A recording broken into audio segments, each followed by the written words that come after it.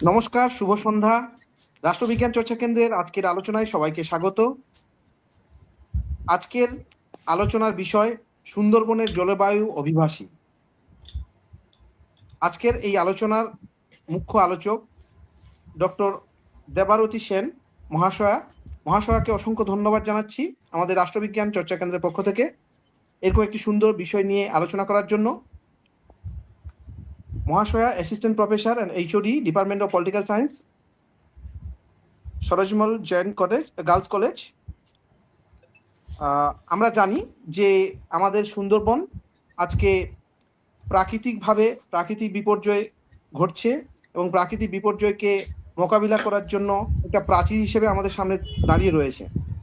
সুন্দরবনের যে ম্যানগ্রোভ যে বনাঞ্চল রয়েছে, এছাড়াও আমরা দেখি যে সুন্দরবনের আরো প্রাকৃতিক যে সমস্ত উপাদানগুলো রয়েছে, যেগুলো আমাদের মানব প্রকৃতির ক্ষেত্রে আশীর্বাদ হিসেবে আমাদের কাছে নিয়ে চলে আসছে। সেই সুন্দরবনের জলবায়ুর ফলে বিভিন্ন মানুষ অভিবাসী হচ্ছেন, সেই নিয়ে আজকে আমাদের আলোচনা। এই আলোচনা সভাপতিত্ব করবেন ডক্টর প্রদীপ বাসু মহাশয়কে অসংখ্য ধন্যবাদ জানাই আমাদের পথপ্রদর্শক হিসেবে আমাদের পাশে সবসময় থাকার জন্য। স্যারের ছোট্ট পরিচয় তুলে ধরছি। আমরা সবাই জানি যে former professor, department of political science, x dean of arts, Presidency university. আমি স্যারকে অনুরোধ জানাবো আজকের এই আলোচনাটি পরিচালনা করার জন্য এবং সভাপতিত্ব করার জন্য। ধন্যবাদ। ধন্যবাদ সমীরণ। আর সকলকে স্বাগতম জানাই, বিশেষ করে আমাদের আজকের বক্তা ডক্টর দেবারতী সেনকে। আর প্রথমে দু চার কথা যেমন বলি, এখানে রাষ্ট্রবিজ্ঞান চর্চা কেন্দ্র করোনার পর থেকে তারা তাদের কাজ শুরু করেছেন মূলত অনলাইনে, তবে অনেক সময় তারা ওয়েবিনারের সাথে সাথে সেমিনারেরও আয়োজন করেছেন, প্রধানত বাংলায়। সেটা খুব একটা অত্যন্ত গুরুত্বপূর্ণ ব্যাপার যে আজকে বাংলা যখন চতুর্দিকে অবহেলিত এবং বাংলায় কথা বলার জন্য অনেকে প্রাণ দিতে হচ্ছে, সেই সময়ে বাংলায় এই আলোচনা সভাগুলিকে চালিয়ে যাচ্ছেন তারা। আর তবে শুধু বাংলায় নয়, অনেক ক্ষেত্রেই ইংরেজিতেও আলোচনা হয়েছে। আর তারা শুধু যে একাডেমিক আলোচনা করেন, এটা যে শুধু একটা একাডেমিক মঞ্চ তা নয়, এর সাথে অনেক রকম সামাজিক ক্রিয়াকলাপও জড়িত, যেমন দুস্থ ছাত্রছাত্রীদের পোশাক আশাক দেওয়া, জামা কাপড়, তারপরে শীত বস্ত্র, বিভিন্ন পড়াশোনার সাজ সরঞ্জাম, বই, তাছাড়া নেট পরীক্ষার গাইডেন্স, কোচিং দেওয়া অবৈতনিকভাবে, এরকম বিভিন্ন ধরনের আয়োজন ওরা করেন সুদূর বাঁকুড়া, পুরুলিয়া ইত্যাদি অঞ্চলে। এবং এর সঙ্গে যুক্ত হলেন মূলত অ্যাডভোকেট প্রকাশ চক্রবর্তী এবং অধ্যাপক সমীরণ দাস। আমি তাদের কৃতজ্ঞতা জানাই যে মাঝে মাঝেই তারা আমাকে ডাকেন। এই সংগঠনের সাথে যুক্ত হতে পেরে আমি খুব নিজেকে ভাগ্যবান মনে করি। এদের সদস্য সংখ্যা এখন 10,000-এর উপর ছাড়িয়ে গেছে এবং এরা আজ পর্যন্ত করোনার পর থেকে 400-র ওপর সেমিনার এবং ওয়েবিনারের আয়োজন করেছেন বিভিন্ন বিষয় নিয়ে। এবার আসি আমি যে আমাদের আজকের অতিথি ডক্টর দেবারতী সেন। দেবারতী আমার চেয়ে অনেক ছোট, আর দেবারতীকে আমি ব্যক্তিগতভাবে চিনেছিলাম তিনি যখন হেড এক্সামিনার ছিলেন। আমি তখন তার অধীনে এক্সামিনার হিসেবে স্কটিশ চার্চ কলেজ থেকে, ওখানে আমি তখন অধ্যাপক ছিলাম, তা আমি তার অধীনে খাতা দেখেছিলাম। তারপরে প্রেসিডেন্সিতে আমি যখন গেলাম, যতদূর মনে পড়ছে 2017-য়, তখন দেবারতী আমাদের ওখানে প্রেসিডেন্সিতে গেস্ট ফ্যাকাল্টি হিসেবে যোগ দিয়েছিলেন। খুব সিনসিয়ার ছিলেন তার ক্লাস নেবার ক্ষেত্রে, এটা আমার খুব পরিষ্কারভাবে মনে আছে। তো অনেকদিন ধরে বলছি, কিন্তু তার ব্যস্ততার জন্য তিনি সময় দিতে পারেননি। আজকে যে তিনি তার ব্যস্ততার মধ্যেও সময় করে এসেছেন, তার জন্য তাকে আন্তরিকভাবে কৃতজ্ঞতা জানাই। তার একটা ছোট্ট পরিচয় দিচ্ছি আমি, বাংলাতেই বলছি যে নয়াদিল্লির জেএনইউ থেকে পলিটিক্যাল সায়েন্সে তিনি মাস্টার্স কমপ্লিট করেছিলেন এবং যাদবপুর বিশ্ববিদ্যালয় থেকে ইন্টারন্যাশনাল রিলেশনসে তিনি পিএইচডি করেছিলেন। তার বিষয় ছিল a study of environmental issues and it's impact on interstate relations in south Asia.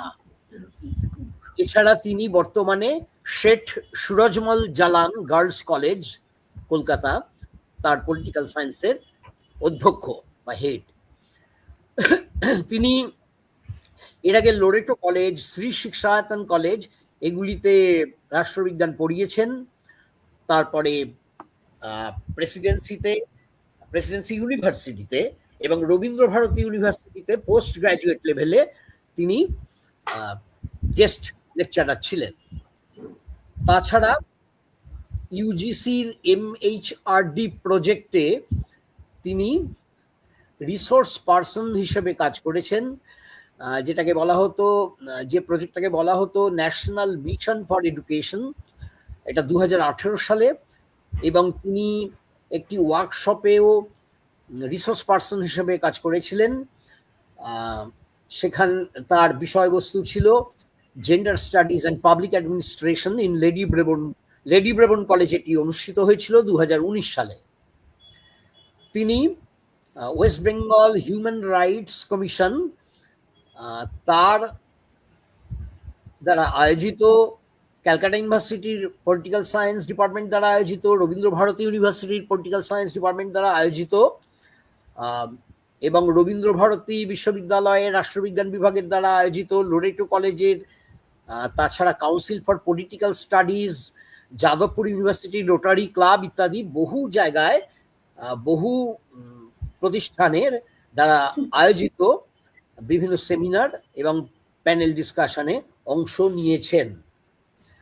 আর তার বহু প্রবন্ধ, রিসার্চ পেপার, গবেষণাপত্র বেরিয়েছে বিভিন্ন একাডেমিক জার্নালে, এবং তিনি জেন্ডার ইস্যুস, এনভায়রনমেন্টাল ইস্যুস এবং হিউম্যান রাইটসের ওপরে 6টি বইতে তিনি চ্যাপ্টার লিখেছেন। তাছাড়া তিনি একটি বই এডিট করেছেন, India's neighbourhood policy challenges and prospects. এটাও 2025 সালে অ্যাভেনেল প্রেস থেকে প্রকাশিত হয়। এছাড়া তিনি একটি বই লিখেছেন, constitutional values and fundamental duties, যেটা রীতা পাবলিকেশন এরা 2024-25-এ প্রকাশ করেছেন। বর্তমানে তিনি একটি ওয়েলফেয়ার অর্গানাইজেশনের সঙ্গে কাজ করছেন এবং সুন্দরবনের যে ক্লাইমেট মাইগ্র্যান্টস, অর্থাৎ যে জলবায়ু পরিযায়ী, তাদের বিষয়ে কাজ করছেন।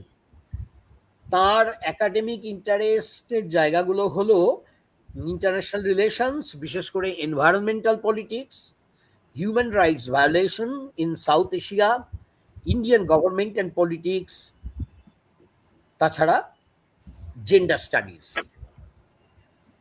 এবার আমি খুব সংক্ষেপে, এই বিষয়ে আমি খুব কম জানি, তবুও ওই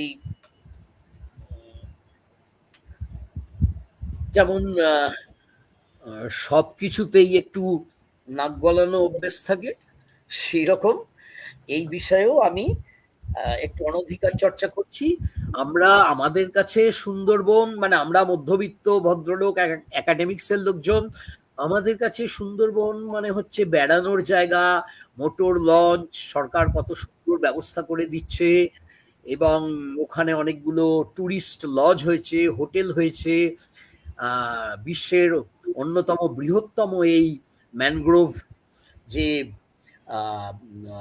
জঙ্গল, অরণ্য, এবং অজস্র দ্বীপ সমন্বিত এই ভূভাগ, যার কিছুটা ভারতে কিছুটা বাংলাদেশে আছে। এইখানে আমাদের কাছে ঔৎসুক্য বা সুন্দরবন বলতেই যেটা ভেসে ওঠে, রয়্যাল বেঙ্গল টাইগার দেখতে পেলে আমরা ভাগ্যবান টুরিস্ট হিসেবে। অজস্র গাছগাছালি, সুঁদরি গাছ, অজস্র নদী, প্রাকৃতিক পরিবেশ। কিন্তু অনেক গবেষক, যার মধ্যে আজকে ডক্টর দেবারতী সেনও আছেন, তাঁরা এখানে এই পরিবেশের যে সৌন্দর্য,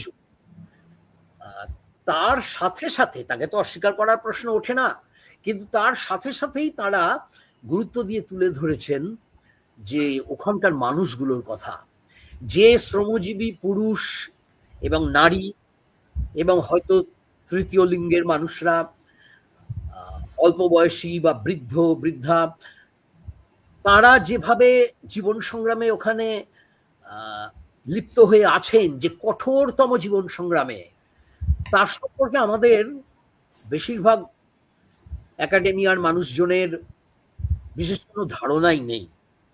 খুব কয়েকজনই এর সাথে খুব ওতপ্রোতভাবে জড়িত। অনেকে একাডেমিক রিসার্চ করছেন, অনেকে এনজিওতে কাজ করছেন। তাদের সশ্রদ্ধ স্যালুট জানাই, সালাম জানাই। এই সুন্দরবনের কথা শুনলে আমার সেই মনে পড়ে যায় পদ্মা নদীর মাঝি, তার কথা। আরো আগে মনে পড়ে যায় সেই গঙ্গা, সেই সিনেমাটির কথা। পদ্মা নদীর মাঝি উপন্যাস এবং সিনেমা দুটোই।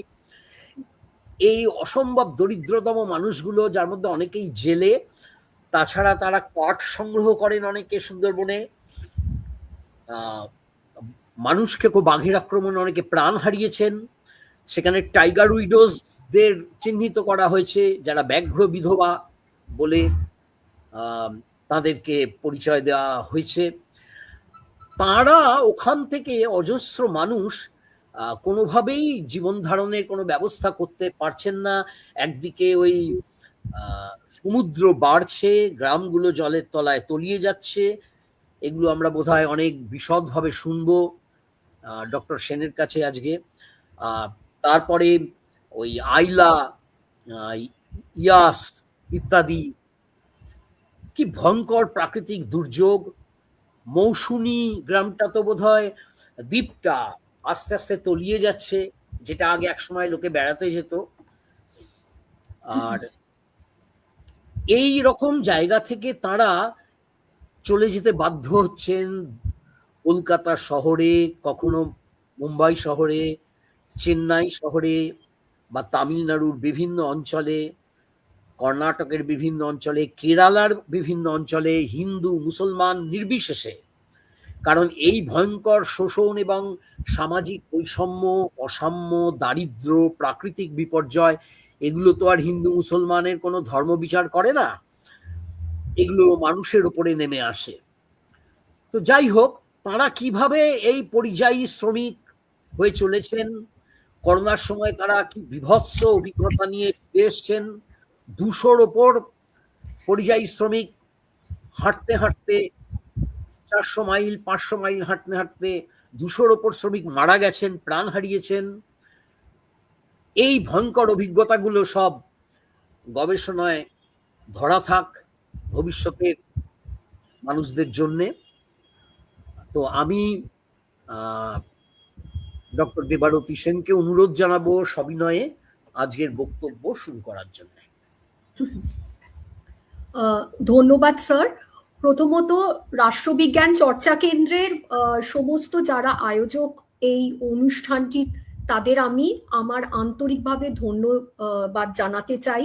আমি অত্যন্ত আনন্দিত, আপ্লুত এবং অত্যন্ত অনার্ড মনে করছি যে আমার মতন সামান্য একজন একাডেমিককে সুযোগ দেওয়ার জন্য যে এই প্ল্যাটফর্মে কিছু বক্তব্য পেশ করার। বিশেষ করে এই অধিবেশনের যিনি সভাপতিত্ব করছেন, ডক্টর প্রদীপ বসু মহাশয় স্যার, ওনাকে যদিও আমি মনে করি যে এটা আমার খুবই দুর্ভাগ্য যে আমি মাস্টার মশাই হিসেবে ওনাকে পাওয়ার সৌভাগ্য আমার হয়নি, তবে একজন অভিভাবক, একজন মেন্টর এবং অত্যন্ত, আমি বলবো আমাদের পশ্চিমবাংলা কেন ভারতবর্ষের একজন অত্যন্ত গণ্যমান্য একাডেমিক হিসেবে, যার লেখা পড়ে আমরা প্রত্যেক দিনই প্র্যাকটিক্যালি সমৃদ্ধ হচ্ছি, তার সান্নিধ্যে আসতে পেরে আমি নিজেকে নিশ্চয়ই অত্যন্ত সৌভাগ্যবতী মনে করি।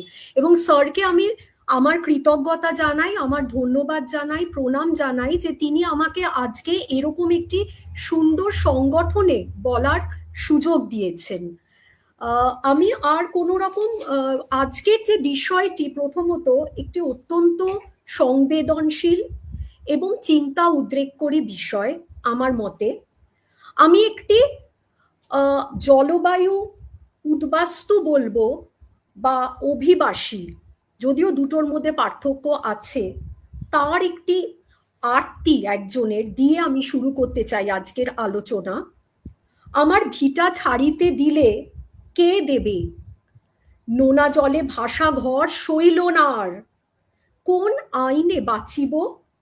এটি সুন্দরবনের এক জলবায়ু উদ্বাস্তুর আরতি, যিনি ঘূর্ণিঝড় আমফানে তার সমস্ত কিছু হারিয়ে, তার জমি ক্ষেত তার গৃহ বাস্তুহারা হয়ে সে আপাতত আশ্রয় নিয়েছে কলকাতার হাওড়ার এক বস্তিতে। এবং আমার এটা বলতে কোনো দ্বিধা নেই যে এই মানুষটির সঙ্গে, অনিতা হালদার চিলা গ্রামের, আমি তার সঙ্গে সাক্ষাৎ করতে পেরেছি এবং তিনি বোধহয় আমি বলবো আমার একজন খুব গুরুত্বপূর্ণ রেফারেন্স হয়েছেন বা আমাকে সাহায্য করেছেন যে এই জলবায়ু যে অভিবাসী সুন্দরবনের তাদের দুর্দশা, তাদের ভগ্ন স্বপ্নের কথা, তাদের যে নিশ্চিহ্ন অধিকারের যে করুণ কাহিনী, সেটা তুলে ধরার বা আমাকে উপলব্ধি করতে চেষ্টা করার। আমরা তো এটা অবশ্যই বলবো যে বহু দিন ধরেই বিশ্ব পরিবেশ নিয়ে নিত্য সতর্কতা আমরা খবরের কাগজে, দূরদর্শনের পর্দায়, বিভিন্ন সংবাদ মাধ্যমে আমরা আলোচনা করি এবং স্কুল এবং বিশ্ববিদ্যালয়ে পরিবেশ বিদ্যা চর্চা আজ প্র্যাকটিক্যালি অবশ্য পাঠ্য একটি বিষয়। এক কথায় এটা বলাই যায় যে পরিবেশ নিয়ে নানা তর্ক প্রতর্ক আমাদের অন্দরমহলে ঢুকে পড়েছে এবং আমরা যতই মেতে উঠেছি পরিবেশ দূষণ নিয়ে আলোচনা করা বা জলবায়ু পরিবর্তন নিয়ে আলোচনা করা, আমাদের হয়তো মনে পড়ে যায় কবিগুরুর সেই কথা, আরোগ্য তত্ত্ব, যে মধুময় পৃথিবীর ধুলি অন্তরে নিয়েছি আমি তুলি। দুর্ভাগ্যের বিষয়, মধুময় পৃথিবী হয়তো এখন নেই, কারণ আজকের পৃথিবীতে দাঁড়িয়ে নিত্য পরিবেশ সংকটে আমরা জর্জরিত এবং তার মধ্যে অবশ্যই জলবায়ু পরিবর্তন অন্যতম। তবে জলবায়ু পরিবর্তন যে শুধু পরিবেশগত সমস্যা সেটা আমি মনে করি না। আমার মতে এটি একটি রূপান্তকারী শক্তি, যা নাগরিকত্ব, আইনি পরিচয় এবং মানবাধিকারের যে মূল নীতিগুলিকে বিপন্ন করে তুলেছে সুন্দরবন এবং অন্যান্য অনেক জায়গায়।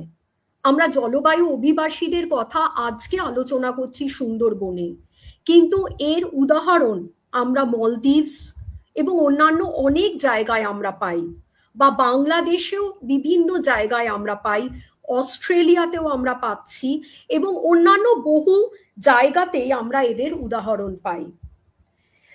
এটি একটি, এবং এই পরিপ্রেক্ষিতে আজকের আলোচনা অত্যন্ত আমার মনে হয় একটি সংবেদনশীল এবং চিন্তা উদ্রেককারী বিষয়। বিশ্বের বৃহত্তম যে ম্যানগ্রোভ অরণ্য, যার আয়তন 10,200 স্কোয়ার কিলোমিটার এবং বাংলাদেশ এবং আমরা বলতে পারি যেটা ভারতবর্ষের মধ্যে ছড়িয়ে রয়েছে, গঙ্গা ব্রহ্মপুত্রের মোহনায় অবস্থিত, তথাকথিত সেখানকার জলবায়ু অভিবাসীদের মানবাধিকার লঙ্ঘনের কথা, তাদের সংকটের কথা, তাদের অদেখা কাহিনী, নিশ্চিহ্ন অধিকারের কথা এবং দুর্দশার কথা, সেটাই আজকে চেষ্টা করব সামান্যভাবে তুলে ধরতে।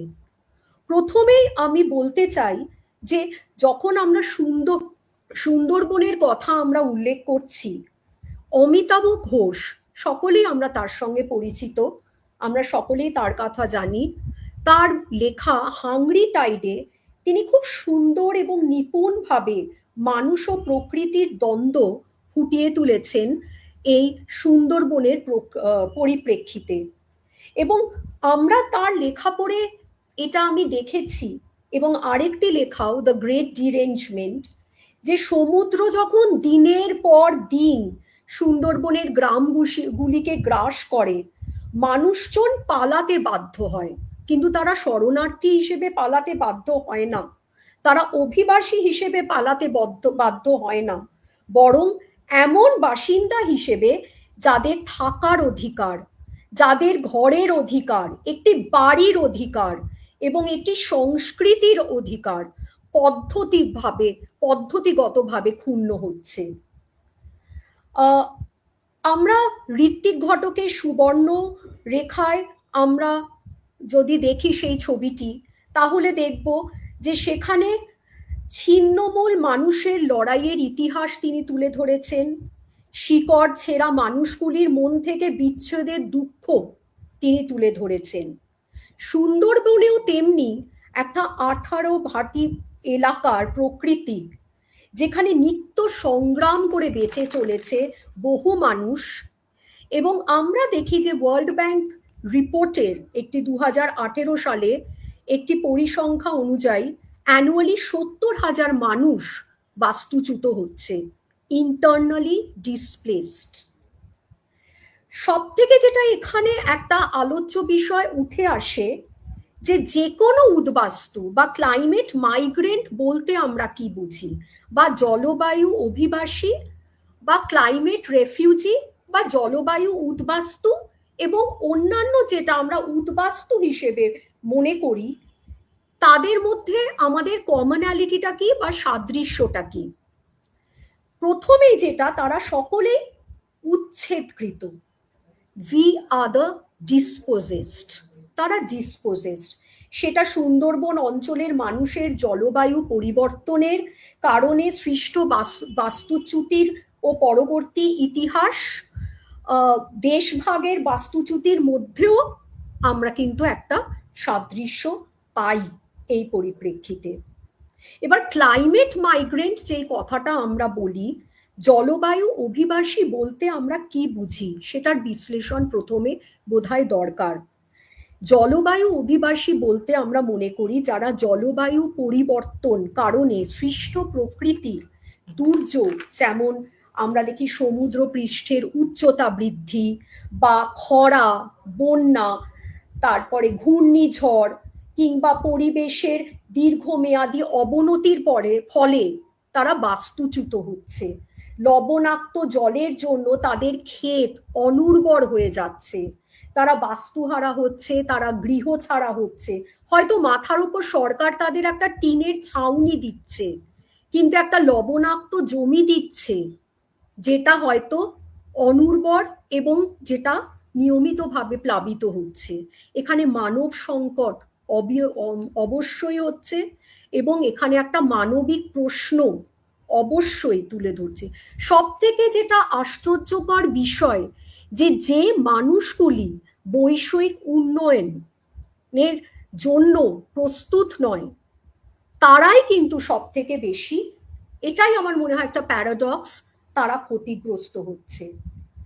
এইরকম উদাহরণ আমরা মলদ্বীপসে পাই। প্রশান্ত মহাসাগরের মলদ্বীপস বা তুভালুর মতো দ্বীপ রাষ্ট্রগুলি তলিয়ে যাচ্ছে, এবং এরকম জলবায়ু উদ্বাস্তুর যে বা অভিবাসীর সংখ্যা আফ্রিকা, সোমালিয়া, ইথিওপিয়া এবং কেনিয়ার তীব্র খরা ও মরুকরণের কারণে কৃষক যাযাবর সম্প্রদায়ের নানা জীবিকা বৃত্তি হারিয়ে আমরা দেখি যে তারা অভিবাসীতে পরিণত হচ্ছে, এবং অন্যান্য জায়গাতেও। সেটার বিষয়ে আজকে যাচ্ছি না, কারণ সেটা আলোচনার মধ্যে পড়ছে না। কিন্তু আজকে যেটা আলোচনা করতে বসেছি আমরা সুন্দরবনের সংকটের বিষয়, সেখানে আমরা দেখি যে তাহলে যে জলবায়ু পরিবর্তন যে কেবল একটি ভৌগোলিক বিষয় তা নয়, পরিবেশগত বিষয় তা নয়, এটি একটি সংকটপূর্ণ মানবাধিকার ইস্যু। এবং এই সংকটের মূলে রয়েছে অনেক মানুষের হাহাকার, অনেক মানুষের ক্রন্দন। হঠাৎ করে ভাবুন তো, যে একদিন যে একটি দ্বীপে ধরুন বসবাস করছে, হঠাৎ সে জেগে উঠে দেখলো যে তার আবাসস্থল ছিল, কিন্তু মাটি লবণাক্ত হচ্ছে, জোয়ার বাড়ছে, ম্যানগ্রোভ সারি সারি সরে যাচ্ছে। তাহলে এইখানে আমরা দেখি যে, এবং আমরা জানি যে পৃথিবীর মধ্যে, যে আমরা যদি সুন্দরবনের উদাহরণটা দেখি, তাহলে অধিকাংশ অর্থনৈতিক সামাজিক দুর্বল শ্রেণীর মানুষই কিন্তু দরিদ্র মানুষ সেখানে বসবাস করছে। পরিসংখ্যা বর্তমানে আরো ভয়াবহ ছবি তুলে ধরে। গত এক দশকে আমরা দেখি যে আবহাওয়ার দুর্যোগে প্রায় 25 কোটি মানুষ তাদের ঘরবাড়ি ছাড়তে বাধ্য হয়েছে। সুন্দরবনের ক্ষেত্রে আমরা কিন্তু দেখি আরো শঙ্কাজনক ছবি, যেখানে 2009 থেকে 2021 সালের মধ্যে ঘূর্ণিঝড় আইলা, আমফান, ইয়াসের জন্য লক্ষ লক্ষ মানুষ উদ্বাস্তু হচ্ছে। একা আমফানই আমরা দেখি কিন্তু 6 কোটি মানুষকে ক্ষতিগ্রস্ত করেছে, এবং বর্তমানে 2022-এর একটি মানে স্টাডি অনুযায়ী আমরা দেখি যে 59% পরিবারের অন্তত একজন সদস্য কাজের সন্ধানে তাদের অন্যত্র পাড়ি দিতে হয়েছে, এবং 81% পরিবার দুর্যোগ মোকাবিলার জন্য আমরা দেখি ঋণের বোঝায় জর্জরিত হয়েছে। সব থেকে যেটা দুঃখের বিষয় যে সাগর জলের উচ্চতা বৃদ্ধি আমরা দেখি সুন্দরবন এলাকায় 3.14 মিলিমিটার পার ইয়ার হচ্ছে। 1.5 লক্ষ মানুষ হয়তো বলা হচ্ছে যে 2050-এ হয়তো বাস্তুচ্যুত হয়ে যাবে, এবং যেমন স্যার উল্লেখ করেছেন যে গোড়ামারা বা লোহাচড়া সেগুলো নিমজ্জিত হয়ে যাচ্ছে বা ডুবে যাচ্ছে, সাবমার্জড হচ্ছে, যেহেতু সি লেভেলের রাইজটা মানে হয়েই চলেছে। লক্ষ লক্ষ জীবন কিন্তু অনিশ্চিত হচ্ছে। এবং সব থেকে আশ্চর্য ব্যাপার যে 1951 সালের যে জাতিসংঘের শরণার্থী সংক্রান্ত যে কনভেনশন, যে শরণার্থী সংজ্ঞায়িত করেছে, তাদের মধ্যে কিন্তু এই প্রাকৃতিক যে জলবায়ু অভিবাসী তাদের কিন্তু কোনো রকম স্থান দেওয়া হয় না। তাই আইনগতভাবে একটা শূন্যতা রয়েছে, সেটা আন্তর্জাতিক আইনের দিকেও, এবং আমাদের ভারতবর্ষের সংবিধান একটি জীবন্ত ডকুমেন্ট হলেও, এবং পার্ট 3 তৃতীয় অংশে আমাদের মৌলিক অধিকারের যে একটা বিরাট একটা লিস্ট আছে, তার মধ্যেও আমরা কিন্তু দেখি যে এনাদের কোনো রকম অধিকার বা বেসিক যে রাইট সেটা কিন্তু আমরা কোনোভাবেই সংরক্ষণ করতে পারছি না। এবার আমরা যেটা দেখি যে যেটা অত্যন্ত দুঃখজনক, যে সম্প্রতি পরিসংখ্যানে যে আমরা দেখতে পাই যে সুন্দরবনের যে পরিস্থিতি সেটা আরো দুঃখজনক। এবং আমি যখন এখানে বলতে চাই যে 2023-এ আমি রোটারি সদন সুন্দরবনের একজন সদস্য হিসেবে আমি সুন্দরবন পরিদর্শনে গেছিলাম, এবং আমরাও একটু স্বেচ্ছাসেবী মানে কিছুটা পরিমাণে খুব সামান্যভাবে কিছু কাজ করার চেষ্টা করি, এবং সেখানকার কয়েকজন যে জলবায়ু অভিবাসী তাদের সঙ্গে আমার কিন্তু সাক্ষাৎ হয়। এবং তারা যদিও তাদের প্রথমে তারা হয়তো একটু সন্দেহ হিসেবে দেখলেও, কারণ তারা এত দরিদ্র, এত নিপীড়িত, এত অবহেলিত, তবু তারা কোনোভাবে, আমার সৌভাগ্য যে তারা আমার সঙ্গে কিন্তু খুব সুন্দরভাবে আমাকে পরবর্তীকালে গ্রহণ করেছিল, এবং তাদের কাছ থেকে আমি তাদের দুর্দশার কথাটা জানতে পেরেছি, যেটা আজকে আমি সবার সামনে একটু তুলে ধরতে চাই। এদের মধ্যে সব থেকে যেটা আমি দেখি যে পঞ্চানন দলুই, ওনার সঙ্গে আমার সাক্ষাৎ হয়েছিল। পঞ্চানন দলুই, যিনি আমরা দেখি যে পঞ্চানন দলুইকে, যিনি মৌসুনী আইল্যান্ডের বাসিন্দা বা দ্বীপের বাসিন্দা, এবং 2009 থেকে উনি আমাকে বলেছিলেন যে 2022-এর মধ্যে নদী তার ক্ষেত 3 বার নিয়ে নিয়েছে। একবার তো তাকে গাছে উঠে নিজেকে জীবন বাঁচাতে হয়েছে, এবং 65 বছরের পঞ্চানন দলুইয়ের পক্ষে সেটা অত্যন্ত কষ্টকর। লবণাক্ত জলে প্লাবিত যে জমি সামান্য, তাতে তার শারীরিক ক্ষতি হয়েছে, বিভিন্ন রকম সে শ্বাসকষ্টজনিত এবং অন্যান্য মানে চর্মরোগ এবং অন্যান্য মানে অসুস্থতায় তিনি ভুগছেন, কিন্তু চিকিৎসা করার মতন তার মানে তার সেই সামর্থ্যও নেই। এবং তিনি আমায় বলেছিলেন যে নদী আমার ক্ষেত নিয়ে নিয়েছে, সরকার অবশ্যই আমাকে একটা ছাউনি দিয়েছে, টিনের একটা প্লট অফ ল্যান্ড দিয়েছে বা একটা জমি দিয়েছে, কিন্তু সেটা সব সময় প্লাবিত হয়। আমি বেঁচে আছি, অবশ্যই বেঁচে আছি, কিন্তু আমার সত্তা নেই, আমার অস্তিত্ব বেঁচে নেই। আমি এখানে আছি আমার দেশে, কিন্তু নাগরিক হিসেবে জীবিকার অধিকার, যেটা সংবিধান আমাকে 21 নম্বর ধারা অনুযায়ী আমরা জানি দেয়, বেঁচে থাকার অধিকার একটা সুষ্ঠু পরিবেশে, সেটা কিন্তু সে পায়নি। মায়ামণ্ডল, ঘোড়ামরা গোড়ামরা আইল্যান্ড, যেটা আরেকটি দ্বীপ, অত্যন্ত ভালনারেবল। আমরা দেখি সুন্দরবন, ভারতীয় সুন্দরবনে তারও দেখেছি তার ক্ষেত, তার গৃহ সে বাস্তুহারা হয়েছে। তাকে সাগর দ্বীপে তাদেরকে সরকার তাদের বিভিন্ন প্রকল্পের মাধ্যমে তাদেরকে কাজ দেওয়ার চেষ্টা করেছে, কিন্তু সেটা যথেষ্ট না। একটা নোনা জমিও হয়তো তাকে দিয়েছিল।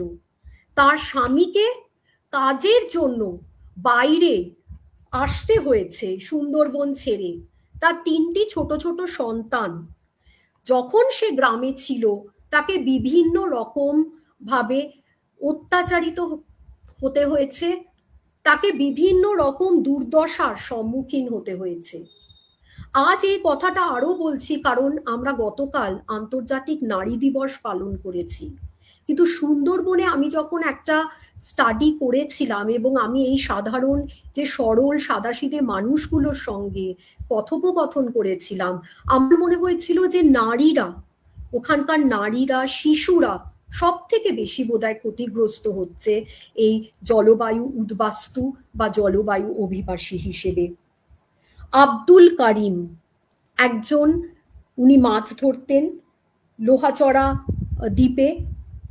তিনিও কিন্তু এই যেহেতু সি লেভেল রাইজের জন্য তার ছোট্ট নৌকাটি ভেঙে যায়, ডুবে যায়, এবং তার কোনো রকম সেভিং ছিল না। তার 17 বছরের ছেলেটি, যে পড়াশোনায় খুবই ভালো ছিল, তাকে একটা কাপড়ের কারখানায় কাজে পাঠাতে হয়েছিল।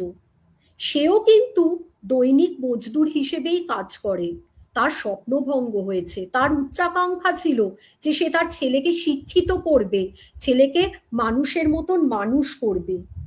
এটা কিন্তু একটা উদাহরণ, যাতে আমরা দেখি যে চাইল্ড রাইটস বা শিশুদের অধিকার, মৌলিক অধিকার, শিক্ষার অধিকার, সুস্বাস্থ্যের অধিকার এখানে কিন্তু রক্ষা করা যায়নি। পার্বতী দাস, ওনার সঙ্গে আমার একেবারে প্রত্যক্ষভাবে দেখা হয়েছে, আলাপ হয়েছে, কারণ উনি ওখান থেকে বাধ্য হয়ে চলে এসেছিলেন কলকাতায়, যেহেতু আমফানের সময় তার সমস্ত যে সরকারি কাগজপত্র দুঃখ মানে আনফর্চুনেটলি তার হারিয়ে গেছিল, এবং সরকার কাগজপত্র দেখাতে পারেনি বলে কোনোভাবে তাকে তেমন করে সাহায্য করেনি। সেও এসে বস্তিতে আশ্রয় নিয়েছিল, এবং আমার বাড়িতেই এখানে সে কিছুদিন গৃহকর্মী হিসেবে, সে একজন গৃহকর্মী হিসেবে সে কাজ করেছিল। এবং আমি যখন তার সঙ্গে বসে কথা বলেছিলাম, তখন সে কিন্তু বলেছিল যে সে সাংঘাতিকভাবে সরকারের সাহায্য সে চেয়েছে। সরকার হয়তো সাহায্য করেওছে সামান্যভাবে, কিন্তু সেই সাহায্য তার 4 সন্তান নিয়ে তার হয়তো যথেষ্ট হয়নি, এবং তাকে ভিটেহারা হয়ে ভাতের সন্ধানে, তার সন্তানদের বাঁচিয়ে রাখার তাগিদে তাকে ছুটে আসতে হয়েছে গৃহকর্মের খোঁজে কলকাতার শহরে। এইগুলো যেটা কয়েকটা আমরা দেখি যে লক্ষ লক্ষ মানুষ বাস্তুচ্যুত হয়েছে।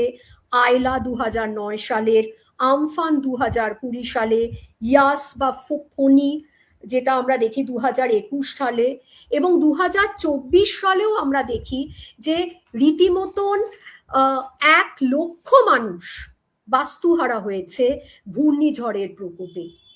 এই সমস্যাটা আমাদের অবশ্যই মোকাবিলা করা দরকার। দীপক পাত্রের ঘটনা আরেকটি উদাহরণ। 62 বছর বয়স, 30 বছর ক্রমবর্ধমান জলস্তরের কারণে 6 বার তাকে বাড়ি পরিবর্তন করতে হয়েছে। তিনি বলেছেন, আর শরীরে আমি আর গাছে উঠতে পারি না। 6 বার উঠেছি, বারবার উঠতে বড় কষ্ট হয়। সাইমা বিবির ঘটনা, স্যার আমাদের টাইগার উইডোজ কথা উল্লেখ করেছেন। টাইগার উইডোজের মধ্যে সাইমা বিবি একজন। যেহেতু তার মানে স্বামীকে বাইরে, সুন্দরবনের বাইরে কাজের সন্ধানে তাকে চলে যেতে হয়েছিল, এবং জলবায়ু পরিবর্তনের প্রভাবে বাঘের আবাসস্থল সংকুচিত হয়ে যাওয়ায় মানুষ বাঘের দ্বন্দ্ব বেড়েছে, এবং যার শিকার হচ্ছেন স্থানীয় বাসিন্দারা, তাদের বিধবারা সমাজ ও রাষ্ট্রের বিভিন্নভাবে নির্যাতনের শিকার হচ্ছেন।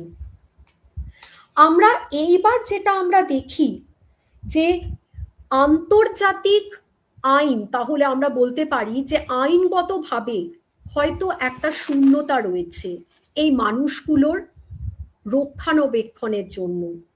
আন্তর্জাতিক আইনেও শূন্যতা রয়েছে, একটা প্রপার লিগাল ফ্রেমওয়ার্ক নেই যাতে করে আমরা দেখি যে মানুষগুলোকে রক্ষা করা যায়। রিও সম্মেলন, যেটা 1992 সালে হয়েছিল, পরিবেশ ও মানবিক প্রয়োজনের কথা উল্লেখ করেছিলেন এবং তার যোগসূত্র স্থাপন করেছেন। জনসংখ্যার উপর জলবায়ুর প্রভাব নিয়ে আলোচনার ভিত্তি স্থাপন করেছেন। পরবর্তীকালে আমরা দেখি লোকসান ও ক্ষতি তহবিল থেকেও প্যারিস চুক্তির অধীনে জলবায়ু পরিবর্তনের অপরিবর্তনীয় আমরা যে প্রভাবের মুখে যে দেশগুলি, সেগুলো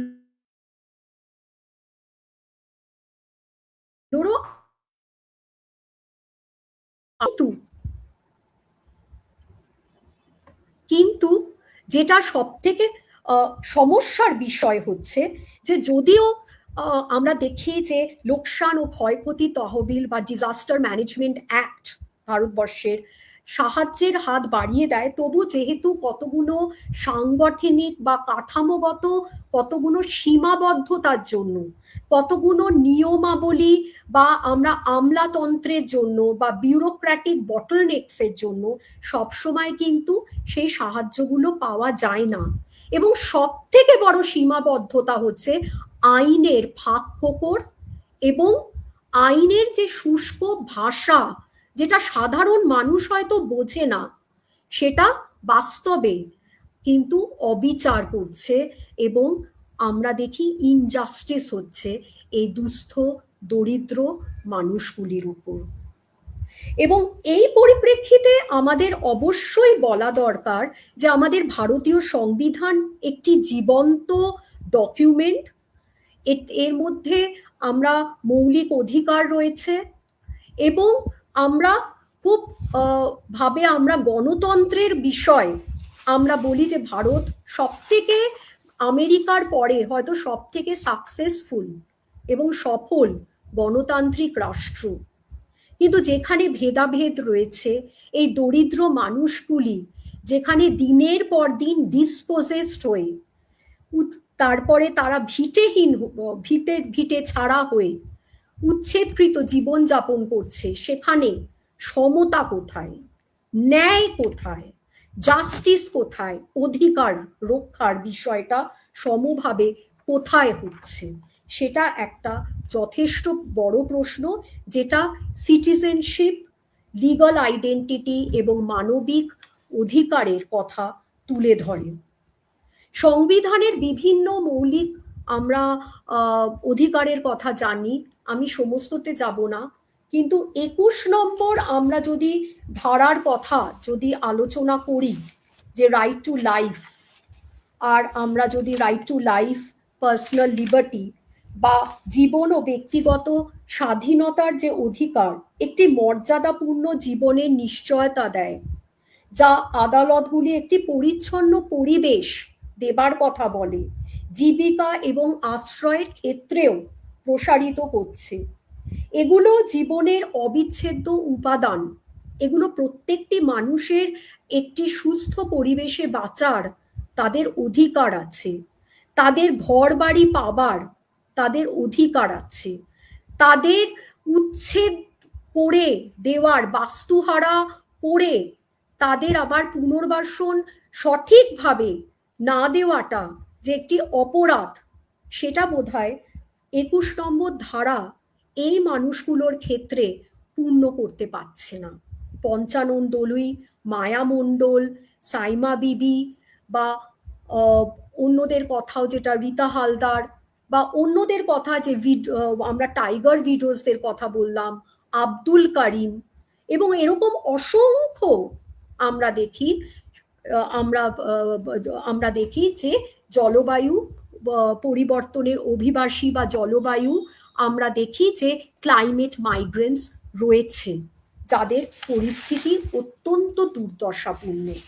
সব থেকে যেটা দুঃখের বিষয় যে যদি সামান্যভাবে কোনো আইনও থাকে, যে ২১ নম্বর ধারা অনুযায়ী আমরা বলি যে একটা জীবিকার অধিকার, বা ১৯ নম্বর ধারা অনুযায়ী আমরা বলি যে তাদের বৈধ পেশাগত ভাবে তাদের জীবন চালাবার অধিকার আছে এই মানুষগুলির, বা আমরা যদি বলি যে তারা যে কোনো জায়গাতে বসস্থান করার বা বসবাস করার তাদের পূর্ণ অধিকার আছে, কিন্তু আমরা দেখি ১৯ নম্বর ধারা বা ১৪ নম্বর ধারা, যে ত্রাণ, যে সবাইকে সমানভাবে দেওয়া, সেটা কিন্তু লঙ্ঘন হচ্ছে বা লঙ্ঘিত হচ্ছে। আমি সাইমা বিবির সঙ্গে কথা বলে দেখেছিলাম, এবং যখন আমি একজন আমার বাড়িতে গৃহকর্মী যার কথা বললাম হিসেবে ছিলেন, তিনি বলেছিলেন আমি বাধ্য হয়েছিলাম চলে আসতে, কারণ সরকার, আমি জিজ্ঞেস করেছিলাম তোমাদের কোনো সাহায্য করেনি, ত্রাণ দেয়নি? বলছিল ত্রাণ শিবির তো হয়েছে, কিন্তু যেহেতু কাগজ দেখাতে পারিনি, কারণ প্লাবন আমার সব কাগজ ভাসিয়ে নিয়ে গেছে, আমার মাথার চালটুকুও নিয়ে গেছে, আমার হাঁড়ি কুড়ি, আমার বাসন যা যা ছিল সব ভেসে গেছে, কোথায় পাবো আমি কাগজ? তখন সরকার কিন্তু আমাদের কথা শোনেনি, আমাদের উদ্বাস্তু অভিবাসী হিসেবে আখ্যা দিয়েছে। প্রাণের ভয় কলকাতায় ছুটে আসতে আমি বাধ্য হয়েছি, আমার খিদের জ্বালায়। বাঘের পেটে যাব না কলকাতায় এসে নিজেকে বাঁচাবো, ৪টে আমার সন্তান, তাদের মুখে ভাত তুলে দেব। নোনা জল যখন ছড়িয়ে যায়, সে আমায় বলেছিল ধনী দরিদ্র হয়তো জানে না, সে চারিদিক প্লাবিত করে, কিন্তু সব থেকে ক্ষতিগ্রস্ত হয় এই দুর্দশাপূর্ণ এই মানুষগুলো। আমরা এমসি মেহতা ভার্সেস আমরা ইউনিয়ন অফ ইন্ডিয়ার কেস জানি, যেখানে পরিবেশগত সুরক্ষার কথা বলা হয়েছে। আমাদের সংবিধানে মৌলিক অধিকার ছাড়াও আমাদের চতুর্থ অংশে আমাদের যে ডাইরেক্টিভ প্রিন্সিপালস আছে, সেগুলো আমাদের একটা পরিবেশ রক্ষার বিষয়ে আমাদের সচেতন করে। কিন্তু সব থেকে যেটা দুঃখজনক ব্যাপার, তবু এই মানুষগুলির অধিকার কিন্তু সুন্দরবনে এখনো লঙ্ঘন হয়ে যাচ্ছে। এবং আমাদের যেটা প্রচন্ড পরিমাণে মনে রাখা দরকার, যে সরকারি পর্যায়ে যে ভারত ন্যাশনাল ডিজাস্টার প্ল্যান এবং এনজিও অর্গানাইজেশনগুলো বা স্বেচ্ছাসেবী সংগঠন যেমন মুক্তির সঙ্গেও জড়িত হয়ে সামান্য কাজ করেছিলাম, তারা চেষ্টা করেছে যে কাঠামোগতভাবে কিছু উন্নতি করার বা টেকসই ভবিষ্যৎ তৈরি করার, কিন্তু সেটা কিন্তু অত্যন্ত সীমিত। তার একটাই কারণ, আন্তর্জাতিক আইন, ভারতীয় আইনের মধ্যে রয়েছে ফাঁক ফোকর, এদের জন্য কোনো রকম কিন্তু সুরক্ষা নেই।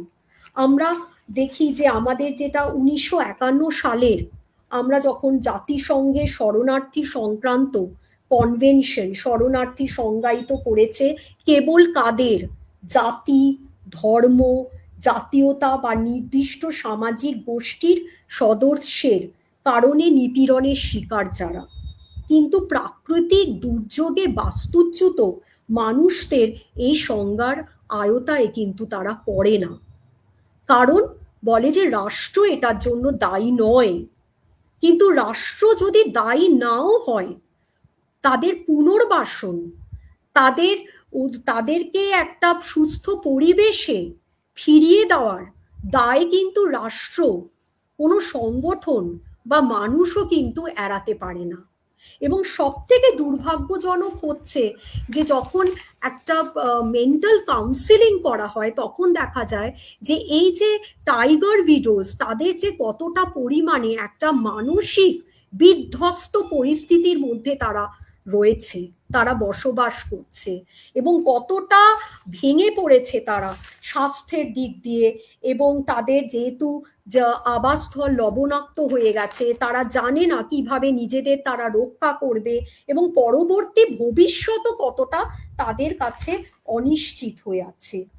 তার জন্য আমাদের উচিত এখন যে এটা মনে রাখা যে সুন্দরবনের জলবায়ু অভিবাসীরা কেবল কিছু পরিসংখ্যাগত, কিন্তু তারা সংখ্যা নয়, তারা কিন্তু ক্রমবর্ধমান সমুদ্রপৃষ্ঠের উচ্চতার কারণে পঞ্চানন দলুই, মায়ামণ্ডল, গোসাবা বা বাগদার মহিলাদের বা টাইগার উইডোজদের, যাদের যে অধিকারগুলো যে ক্ষুণ্ণ হচ্ছে, এবং বিভিন্ন যে সুস্থভাবে অধিকার তারা যে পাচ্ছে না, তাদের সন্তানরা যে শিক্ষার অধিকার পাচ্ছে না, বেশিরভাগের যে আশ্রয় হচ্ছে কলকাতার বস্তিতে, আইনের শুষ্ক শব্দ বাস্তব জীবনে অবিচারে রূপ নিচ্ছে, এইটা আমাদের কিন্তু সমাধান করা দরকার। আমরা কি করতে পারি? 1951 সালের কনভেনশনের অবশ্যই সংশোধন দরকার, যেখানে জলবায়ু অভিবাসীদের অধিকারের স্বীকৃতি দরকার। অস্ট্রেলিয়া এবং তুভালুর মতো স্বাক্ষরিত যে চুক্তি, সেরকম চুক্তিও দরকার, যাতে করে আমরা তাদের কিছুটা পরিমাণে অনবিক ভিসা চালু করতে পারি, যে যেখানে তাদের যে 15 থেকে 20% বলা হচ্ছে 2050 সালের মধ্যে। আমরা দেখি যে ইন্টারগভর্নমেন্টাল প্যানেল অফ ক্লাইমেট চেঞ্জ একটা স্টাডির মাধ্যমে 2021 পাওয়া গেছে যে 15 থেকে 20% সুন্দরবনের জমি আরো ডুবে যাবে, এবং 1.5 লক্ষ মানুষ পুরোপুরিভাবে বাস্তু ছাড়া হবে। এবং বর্তমানে যে আমরা এখন আলোচনা করলাম যে পরিসংখ্যাটা কতটা ভয়াবহ, তাহলে সেই চিন্তা, মানবিক চিন্তাটা আমাদের বোধহয় অত্যন্ত বেশি পরিমাণে দরকার।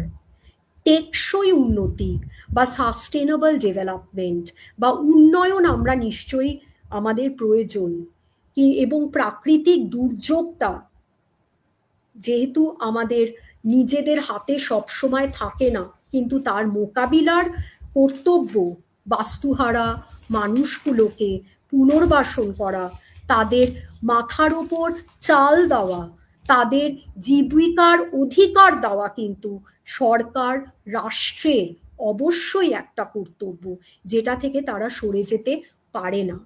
যদি আমরা আবার একটা সুন্দর পৃথিবী সমতার সঙ্গে, বা আমরা যদি সুন্দরভাবে তুলে ধরতে পারি যেখানে মানুষ সমান অধিকার পাবে, সুন্দরবনের এই দরিদ্র, নিপীড়িত, অত্যাচারিত, শোষিত মানুষগুলো যদি সমান অধিকারে জীবিকার অধিকার পায়, তারা যদি সুষ্ঠুভাবে জীবনযাপন করতে পারে, তাহলে হয়তো আমরা তাদের প্রতি সঠিকভাবে ন্যায় করতে পারবো।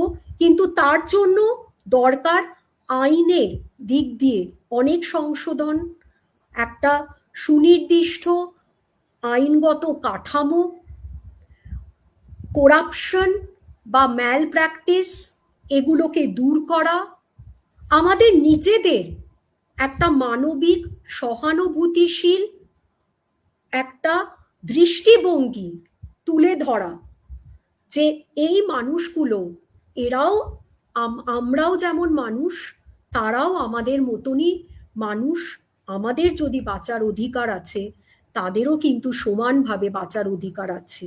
আমি যদি দুমুঠো খেতে পাই, তাহলে তাদের পাশে যদি দাঁড়াই তবেই আমি সংবেদনশীল, তবেই আমি একজন যথার্থ মানুষ, তবেই আমি বলতে পারবো যে মানুষ হিসেবে আমি কর্তব্য করতে পারছি।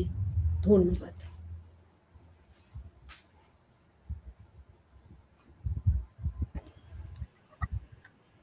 অনেক ধন্যবাদ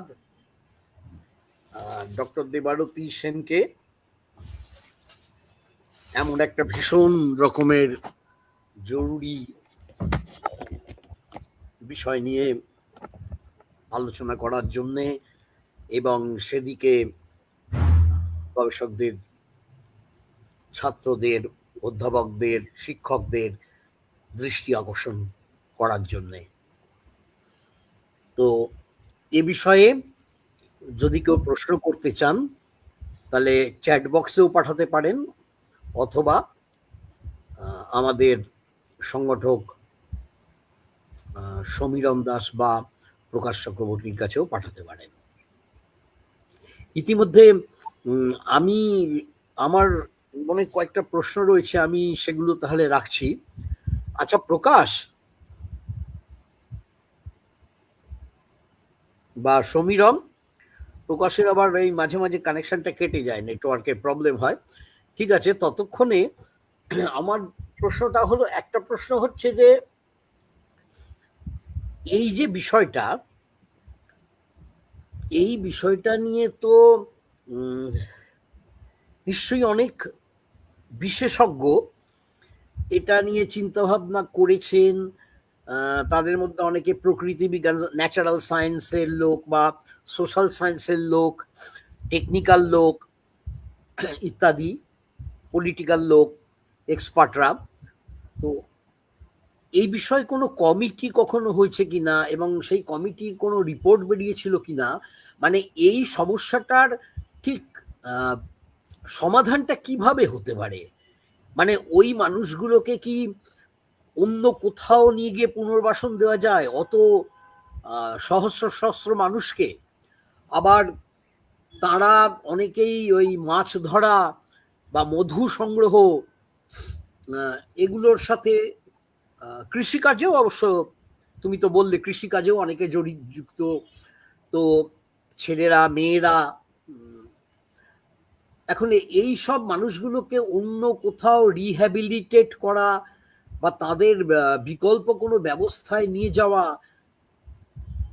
এগুলো মানে ধরো শুধু মানবিক দিকটা তো অবশ্যই প্রয়োজন, যেটা তুমি বললে ভীষণ জরুরি মানবিক দিক থেকে দেখা, কিন্তু সেই মানবিক দিক থেকে দেখে এটাকে বিশেষজ্ঞদের কাছ থেকে মতামত নেওয়া, রিপোর্টগুলো, তাদের সুপারিশগুলো, রেকমেন্ডেশনসগুলোকে জানা, বা অন্য দেশে এই সমস্যাগুলো কিভাবে সমাধান করা হচ্ছে এরকম কিছু কি জানতে পারা যায়? এরকম কোনো বিশেষজ্ঞ কমিটি, যেমন বহু বিষয় আমরা জানি যে বিশেষজ্ঞ কমিটি হয় এবং সেখানে কাজের কাজ কিছু না হোক অন্তত রীতিমতো সমস্যাটাকে বোঝার একটা তো চেষ্টা থাকে, অধিকাংশ সদস্যই আন্তরিকভাবে চেষ্টা করেন। তো এই যে সমস্যাটা, এটা কি ভারতের অন্যত্র যেখানে সমুদ্র উপকূল আছে সেখানেও কি, অন্য প্রদেশে সেখানে কি এর কোনো কার্যকরী সমাধান কেউ করতে পেরেছেন? বা বাংলাদেশ সরকার কি তাদের এই উপকূলবাসীদের জন্য বা সুন্দরবনের অধিবাসীদের জন্য করতে পেরেছেন? বা এই যে যারা মাইগ্র্যান্ট, যারা অভিবাসী, তারা যে কাজের খোঁজে চলে যাচ্ছেন বিভিন্ন জায়গায় অথচ ফিরেও আসতে হচ্ছে, তাহলে বিকল্পটা কি? এর কোনো স্কিম কিছু কি পাওয়া যায়? স্যার ধন্যবাদ এই গুরুত্বপূর্ণ প্রশ্নটির জন্য।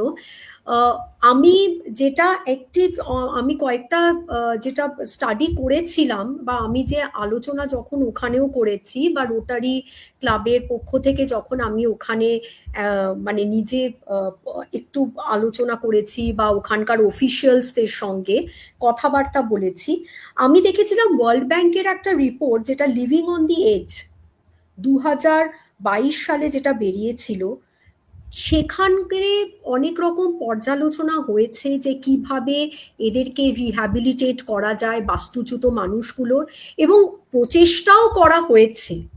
কিন্তু যেটা সব থেকে ডিজাস্টার, এবং আমাদের ন্যাশনাল ডিজাস্টার প্ল্যান 2005-এর অনুযায়ী বা সেটাতেও আমরা দেখা যায় যে শর্ট টার্ম রিহ্যাবিলিটেশন বিষয়টাকে কিছুটা পরিমাণে হয়তো করা গেছে, কিন্তু এই যে অসংখ্য মানুষ যারা মানে জলবায়ু অভিবাসী, সেই সংখ্যাটা এত বড় যে সমস্যাটা সেইভাবে বোধহয় আইনের ফাঁকফোকরের জন্যই, এবং যেহেতু আন্তর্জাতিক আইন আমরা বলি বা আমাদের 1951 সালের আমাদের যে রেফিউজি কনভেনশন, যারা এই সব এদেরকে মানে জলবায়ু উদ্বাস্তু বা অভিবাসীদের কোনোভাবে জায়গা দেয় না, সেই ফাঁক ফোকরের জন্য বোধহয় তেমন ভাবে খুব একটা সমস্যাটা কিন্তু করা যাচ্ছে না। তাছাড়া যেটা মনে হয় যে ওদের, আমাদের যেটা সব থেকে বড়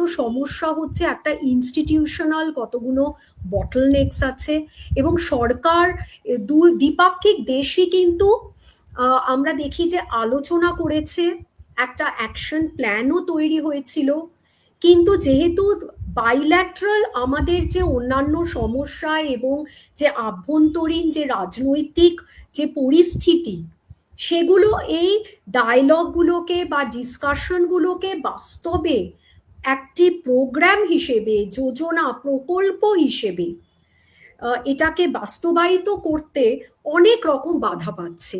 আর তাছাড়া যেটা জিনিসটা হচ্ছে, সরকারও অনেকগুলো প্রকল্প করেছেন এই টাইগার উইডোজদের জন্য, তাদের এমপাওয়ার করার চেষ্টা করা হচ্ছে, ভোকেশনাল ট্রেনিং দেওয়া হচ্ছে, তাদের স্বেচ্ছাসেবী সংগঠনগুলো অনেক রকম কাজ করছে, সেলফ হেল্প গ্রুপসও আছে, কিন্তু সংখ্যাটা এত এবং সমস্যা এবং দরিদ্রতা এত যে সমস্যাটার সমাধান বোধহয় আইনগতভাবে যদি আমরা সংশোধন আনতে পারি কিছুটা পরিমাণে আমার মতে, এবং অবশ্যই আরো সরকারি মহলে এটার ব্যাপারে আলোচনা করে আমরা যদি তার একটা সমাধান করতে পারি, তাহলে হয়তো আমরা একটা পজিটিভ দিকে এগিয়ে যাব। কিন্তু আমি 2023-এ এবং যখন মানে গেছিলাম, এবং পরবর্তীকালে আমি যখন তাদের সঙ্গে পরবর্তীকালেও কথা বলেছি, তাদের যে পরিস্থিতি সেটা যে এখনো দুর্দশাপূর্ণ,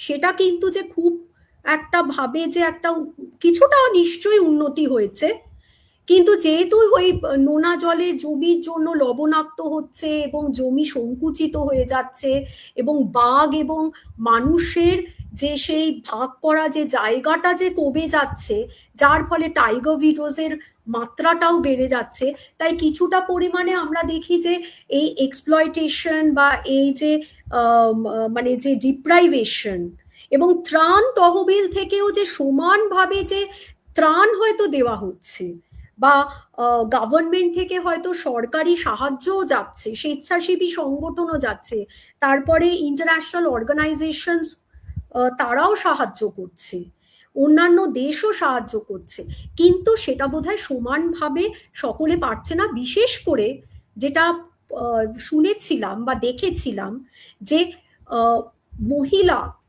এবং শিশুদের ক্ষেত্রে একটা বৈষম্যের চিত্র আছে, অবশ্যই আছে। এবার ক্লাইমেট মাইগ্রেন্টস, আমরা বলতে পারি যে একটা পজিটিভ দিক যেটা হয়েছে সেটা হচ্ছে climate migrants protection and rehabilitation bill, যেটা 2022-এ এসেছে এই মানুষগুলির কথা চিন্তা করেও। প্রবলেমটা হচ্ছে আমাদের এত দীর্ঘসূত্রী এই প্রসিডিওরগুলো এবং প্রসিডিওরাল ডিলের জন্য এখনো বোধহয় এটা বাস্তবায়িত হয়নি। তাছাড়া এই জলবায়ু পরিবর্তন যে জরুরি অবস্থার জন্য যে ক্ষয়ক্ষতি, সেগুলোর জন্যও বোধহয় হাইকোর্টে বা অন্যান্য কোর্টে একটা ফাস্ট ট্র্যাক যদি বেঞ্চ তৈরি করা যায়, আমাদের তো গ্রিন বেঞ্চের কথা আমরা জানি, কিন্তু ফাস্ট ট্র্যাক বেঞ্চের কথা যদি আমরা করতে পারি, বা ন্যাশনাল হিউম্যান রাইটস কমিশনও যদি আরো উদ্যোগ নেয় বা মানুষের মানবাধিকারগুলোকে রক্ষা করার জন্য, তাহলে হয়তো কিছুটা পরিমাণে পরিস্থিতিটা উন্নতি করতে পারে। উন্নয়ন অবশ্যই হয়েছে, কিন্তু টেকসই উন্নয়ন বা সাস্টেনেবল ডেভেলপমেন্ট বা অধিকার রক্ষার বিষয়টা বোধহয় এখনো অনেকটাই বোধহয় তার মধ্যে একটা ফাঁক ফোকর আছে, একটা শূন্যতা আছে এবং রিয়েলাইজড হচ্ছে না।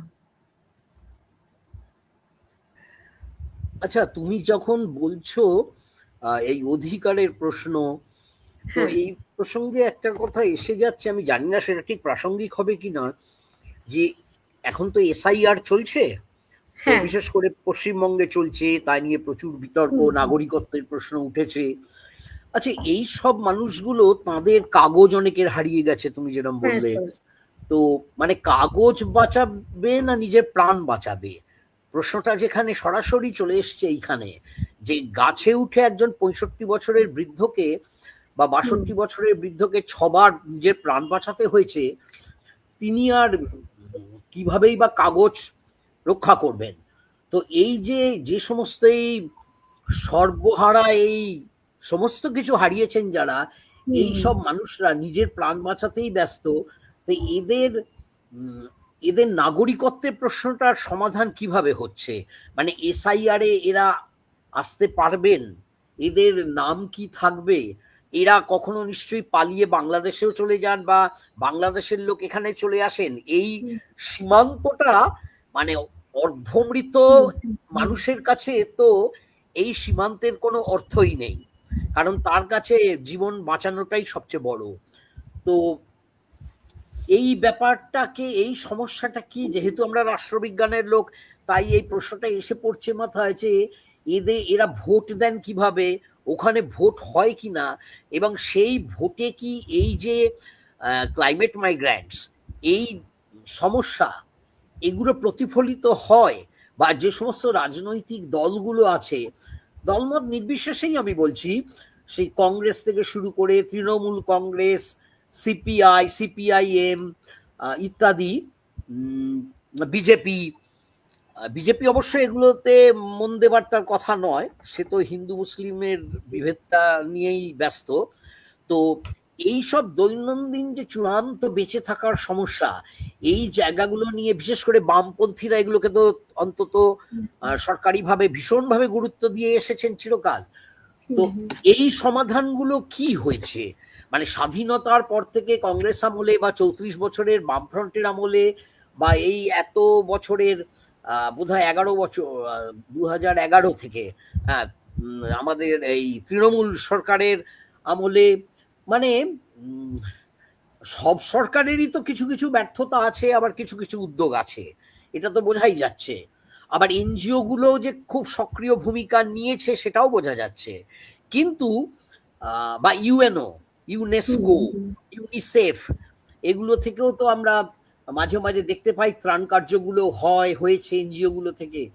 কিন্তু এটার একটা ঠিক বিশেষজ্ঞ মারফত এর একটা স্থায়ী সমাধান কিভাবে হবে, এবং সেটা নির্বাচনে মানে ভোটে প্রতিফলিত হচ্ছে কিনা, এবং এসআইআর এর পরিপ্রেক্ষিতে তাদের নাগরিকত্বের যদি কাগজ না রাখতে পারেন, তাহলে তার নাগরিকত্বই বা কিভাবে প্রতিষ্ঠা করা যাবে, এই জায়গাগুলো থেকে কিছু ভাবা যায়, মানে ভাবা হয়েছে?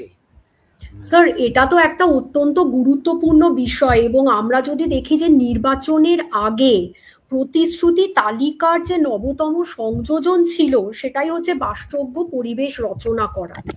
কিন্তু এই সুন্দরবনের যে মানুষগুলো, যারা দিনের পর দিন তারা ভিটে হারা হচ্ছে বা কাগজপত্র যারা হারিয়ে ফেলছে, বা যারা জমির কাগজ হয়তো দেখাতে পেরেছে বা কাগজ রয়েছে, তাদের হয়তো নাগরিকত্ব নিয়ে সমস্যা হয়নি, কিন্তু আমি আমার আলোচনার মধ্যে দিয়ে এই প্রসঙ্গটাই আমি তুলে ধরার চেষ্টা করেছি, যে এই বাস্তুহারা মানুষগুলোর যে শুধু প্রাকৃতিক দুর্যোগের জন্যই যে তারা বাস্তুহারা হচ্ছে বা তারা গৃহ ছাড়া হচ্ছে তা নয়, নাগরিক হিসেবেও যে তাদের অধিকার, একটা জীবিকার অধিকার, একটা যেটা আমরা বলি লিগাল আইডেন্টিটি, সেই বিষয়টাও কিন্তু খুব প্রশ্নের মুখে আসছে।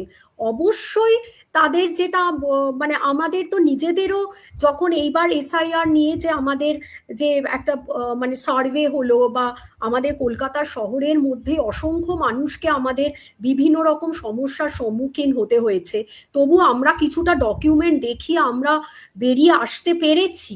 কিন্তু এই মানুষগুলো যাদের কোনো কাগজপত্র নেই, তাদের কোনোভাবে লোকাল অ্যাডমিনিস্ট্রেশন হয়তো কিছুভাবে পার্টি কিছু পরিমাণে বিডিও বা এরা হয়তো কিছুটা পরিমাণে সাহায্য করেছে। কিন্তু আবার এরকমও শুনেছি যে কারোর কারোর হয়তো ছেলে গুজরাটে চাকরি করছে, তার হয়তো ছুটে চলে আসতে হয়েছে প্রমাণ দেখাবার জন্য যে সে সেখানকার বাসিন্দা, যদি তার কাছে কাগজও থাকে। তাই বিভিন্নভাবে তারা নাগরিকত্বের দিক দিয়েও তারা একটা মানে সমস্যার সম্মুখীন হয়েছে, একটা লিগাল আইডেন্টিটি এবং অসমতার জন্যও, এবং একটা পরিবেশ সংক্রান্ত যে দুর্যোগের জন্য, এটা বোধহয় একটা যেটা বলে একটা সামগ্রিক যে বিষয়, সামগ্রিক একটা সমস্যা, যেটার থেকে তারা বেরিয়ে আসতে পারছে না। এবং প্রচেষ্টা ডেফিনেটলি হচ্ছে।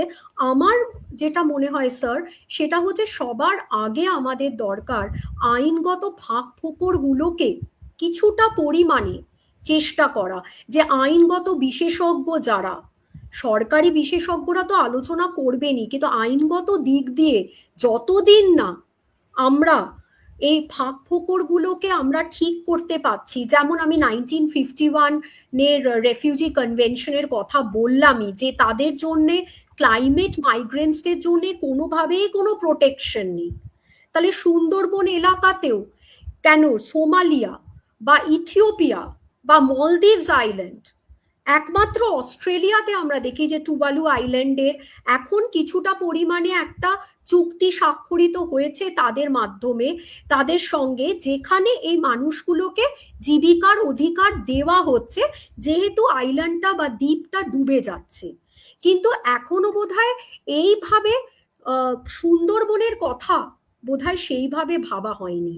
এখনো তারা কিন্তু তাদের পরিস্থিতি যথেষ্ট দুর্দশাপূর্ণ, হতাশাপূর্ণ। এবং এটা আমার মনে হয় আমাদের নিজেদের, আমরা নাগরিক হিসেবে, আমাদের মানুষ হিসেবে আমাদের কর্তব্য যে এগুলো আমাদের তুলে ধরা, তাদের দুর্দশার কথা, এবং আইনগত দিকটা আমার মনে হয় শক্তভাবে যদি থাকে, এবং আইনটা যেন ইমপ্লিমেন্টেশন হয়। শুধু আইন থাকলেই তো হবে না স্যার, সেটাকে আমরা যেন প্রপারলি এক্সিকিউটেড হয় তাদের স্বার্থে। করাপশনও ফাইট করতে হবে, আমরা ম্যাল প্র্যাকটিস ফাইট করতে হবে। কোনো, আপনি যে দলগুলোর কথা বলে, মানে আমরা যে রাজনৈতিক দলের কথা বলি, কোনো রাজনৈতিক দলই হয়তো সেইভাবে তেমন ভাবে উন্নয়ন করতে পারেনি। আমরা এখনো যদি সুন্দরবনের প্রত্যন্ত এলাকাগুলোর মধ্যে দিয়ে যাই, গোসাবা, তার যে রাস্তার অবস্থা, বা তাদের যে নদীর বাঁধ কেন নিয়মিত ভেঙে যায়, কারণ সেটা ঠিকভাবে মেরামত করা হচ্ছে না। বারবার তো ঘূর্ণিঝড় হচ্ছে, বারবার মানুষগুলো বাস্তুহারা হচ্ছে। তাহলে তাদের কথা কি আসলে কি সত্যি করে চিন্তা তেমন করে করা হচ্ছে যে তাদের একটা টেকসই মজবুত জীবন আমরা দিতে পারি, যাতে করে তারা আমাদের মতন একটা সুরক্ষিত সিকিউরড লাইফ তারা লিড করতে পারে? আমার মনে হয় আইনের দায়িত্বটা, আইনগত সংস্কার, এটা আমাদের সব থেকে বড় প্রয়োজন এখন। আরেকটা কথা, যে এটাই আমার শেষ প্রশ্ন জাস্ট জানার জন্যে, সেটা হচ্ছে যে এই বিভিন্ন জায়গায় এই ধরনের অবহেলিত বঞ্চিত মানুষরা সংগঠন গড়ে তোলেন।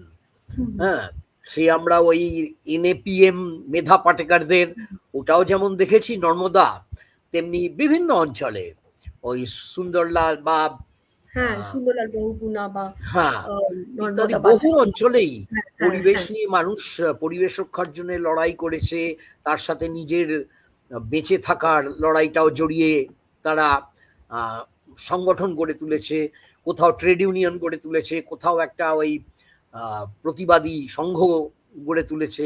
তো এই যে এতদিন ধরে সুন্দরবনের মানুষগুলো এত ভয়ঙ্কর কষ্টের মধ্যে রয়েছেন, আমি যেমন একটি ছাত্রের কথা জানি, খুব দরিদ্র পরিবার থেকে, সে চাষও করতো, তার হাতে এরম কালো কালো বড় বড় দাগ, শক্ত হয়ে যাওয়া, আবার পড়াশোনাও করতো, রাষ্ট্রবিজ্ঞানে অনার্স নিয়ে পড়তো। সে বলতো এরম 4টে বা 5টা বা 6টা নদী পেরিয়ে পেরিয়ে তাকে কলকাতার কলেজে আসতে হতো। তারপরে সে চেষ্টা করছিল, এতই দরিদ্র যে সে এখানে থাকার ব্যবস্থাও করতে খুব অসুবিধা হচ্ছিল। তো এখন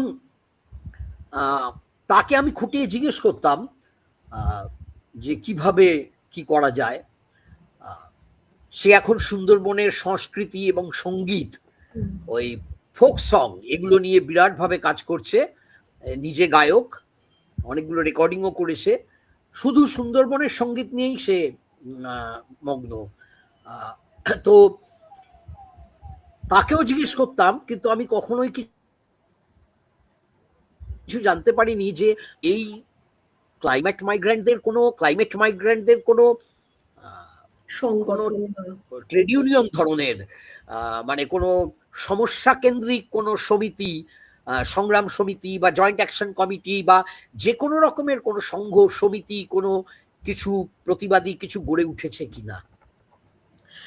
স্যার, আমি যেটা ওদের সঙ্গে কথা বলে দেখেছি সেটা হচ্ছে যে শিক্ষার একটা অভাব প্রচন্ড পরিমাণে আছে এবং নেতৃত্বের, যেহেতু এটা প্রচন্ড স্ক্যাটার্ড, সমস্যাটা হয়তো একরকম, কিন্তু সুন্দরবন বাঁচাও আন্দোলন একটা মাস মুভমেন্ট হিসেবে আমরা বিশেষ করে কোভিডের পর থেকে এটা যথেষ্ট পরিমাণে বেড়ে উঠেছে। এবং আমরা দেখি যে একটা এই সুন্দরবন বাঁচাও আন্দোলনের ফলে, যদিও এখানে তেমন ভাবে নেতৃত্ব দেওয়ার কেউ নেই, এটাও একটা ওদের সমস্যা, রামপাল পাওয়ার প্লান্ট এর কথা বলা হয়েছিল, যার ফলে যদি প্রাকৃতিক দুর্যোগের বা জলবায়ু পরিবর্তনের ফলে এই যে অভিবাসী বা উদ্বাস্তু মানুষগুলোর যদি পুনর্বাসন বা তাদেরকে রিহ্যাবিলিটেট প্রপারলি, সবসময় যে তাদের স্যার রিহ্যাবিলিটেট করাও হচ্ছে তাদের পছন্দসই জায়গায়, বা তারা যেখানে আজকে হয়তো আমার বাড়ি এক জায়গাতে কিন্তু আমাকে সরিয়ে নিয়ে গেল অনেক দূরে, এবং হয়তো এমন একটা জমি আমাকে দিয়ে দিল, সরকার হয়তো দায়িত্বভার শেষ করলো বা লোকাল অ্যাডমিনিস্ট্রেশন, যে আমি রিহ্যাবিলিটেট করেছি, কিন্তু যেই মানুষগুলোকে রিহ্যাবিলিটেট করা হলো তাদের হয়তো যথাযথভাবে হয়তো রিহ্যাবিলিটেট করা হয়নি, সেখানে একটা অসমতা, একটা ইনইকুয়ালিটি আছে, সেটা প্রত্যেকটা মানুষের।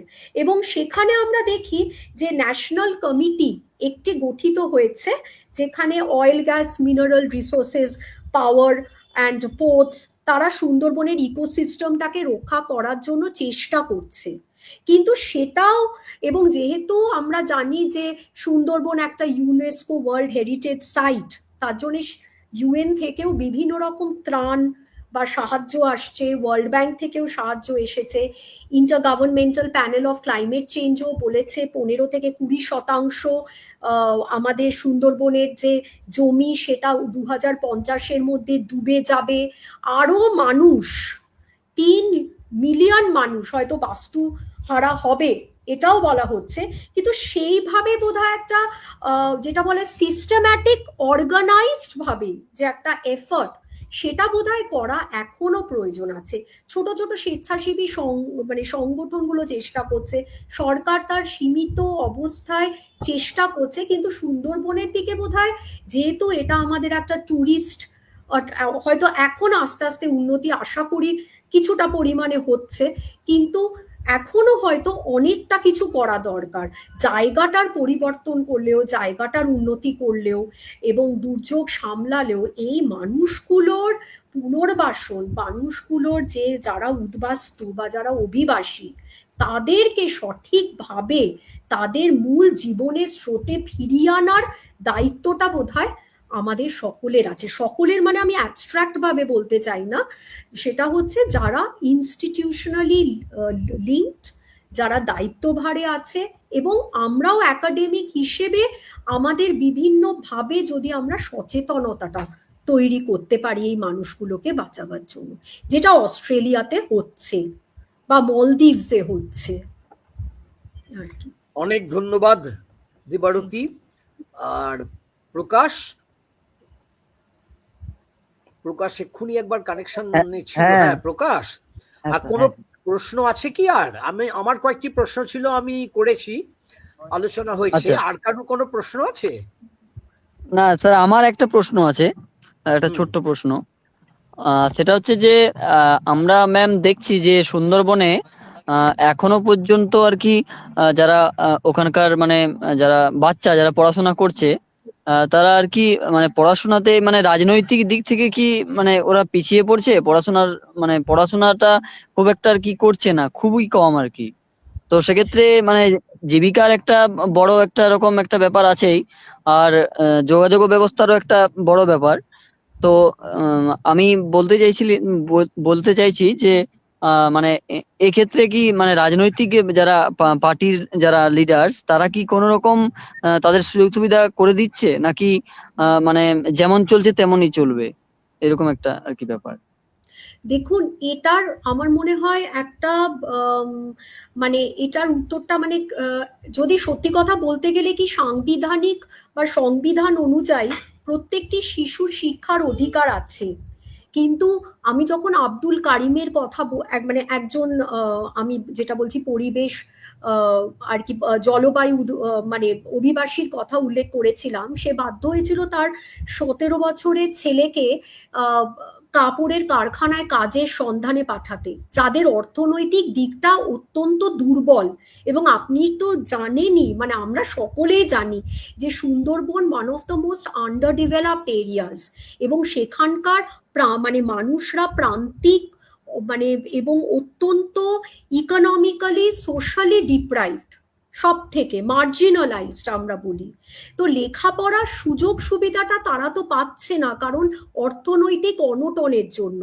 হয়তো যেটা স্যারকেও আমি বললাম যে লোকাল লেভেলে স্কুল আছে, সেখানে কলেজও আছে, কিন্তু কতটা সেটা থেকে তারা উন্নতি করতে পারছে এবং কতটা যে একটা নজর দেওয়া বা ভিজিলেন্স রাখা হচ্ছে এবং অ্যাকচুয়ালি কতটা তারা সেখান থেকে মানে উন্নতি করে উঠতে পারছে, সেটা কিন্তু একটা সময় হয়তো বলবে। কিন্তু শিশুদের যে শিক্ষার যে দরকার বা যে মানে পরিবেশটা দরকার, যে পরিস্থিতিটা দরকার, যে সুযোগ সুবিধাটা দরকার, সেটা বোধহয় সেইভাবে ঠিক যাচ্ছে না। কারণ মিড ডে মিল, আমি একদিন একটি স্কুলে সেখানে পরিদর্শন করেছিলাম এবং আমি গিয়ে দেখলাম যে মিড ডে মিল যেটা যায় তার মধ্যেও কত রকমের, মানে আমার বলতে খুব খারাপ লাগছে যে কারচুপি। হ্যাঁ, তো আমি বলছি না, মানে আমি মানে সকল দলকে শ্রদ্ধা জানিয়ে এবং তারা যে এতটাই করছে সেটার জন্য আমরা সত্যি কৃতজ্ঞ যে তাদের কথা ভাবা হচ্ছে। কিন্তু এই যে মধ্যিখান এবং এই যে ইন বিটুইন ইন্টারমিডিয়েট লেয়ার্স গুলোতে যে এত করাপশন এবং এটার মধ্যে যে পলিটিক্স অ্যান্ড সাব পলিটিক্স এগুলোও যে থেকে গেছে, তার থেকে শিশুগুলোর থেকে মানে কতটা তারা শিক্ষার দিক দিয়ে ওখানে থেকে উন্নতি করবে, অ্যাটলিস্ট এই মুহূর্তে তো আমার মনে হয় যে সামান্যভাবেও প্রাথমিকভাবে করলেও হয়তো তাদের ওখান থেকে বেরিয়ে এসে অন্যত্র যেটা অন্যরাও করছে, যেমন 81% মানুষের মধ্যেই আমরা দেখতে পাই যে একজনকে হয়তো বেরিয়ে আসতে হচ্ছে, বা 59% মানুষের মধ্যে মানে সুন্দরবন এলাকার আমরা দেখি যে মানে তারা কাজের মানে সন্ধানে তাদেরকে অন্যরকম একটা ডাইভার্ট করতে হচ্ছে তাদের কাজ, বা অন্যান্য এখান থেকে কি হচ্ছে, শ্রমিক হয়ে ব্যাঙ্গালোর বা অন্যান্য জায়গা দিল্লি বা ইত্যাদি জায়গায় তারা বা মিডল ইস্ট কান্ট্রিজে চলে যাচ্ছে অর্থের, যেখানে অর্থের অভাব আছে, অনটন আছে, সেইখানটাতে সেইভাবে শিক্ষার ওরিয়েন্টেশনটা বা শিক্ষার আলো পৌঁছতে বোধহয় এখনো সময় লাগবে। একদমই ম্যাম, খুব সুন্দরভাবে বলেছেন। খুব সুন্দর লাগলো আজকের আলোচনাটি। অসংখ্য ধন্যবাদ। হ্যাঁ, শোনা যাচ্ছে? হ্যাঁ হ্যাঁ স্যার, শোনা যাচ্ছে।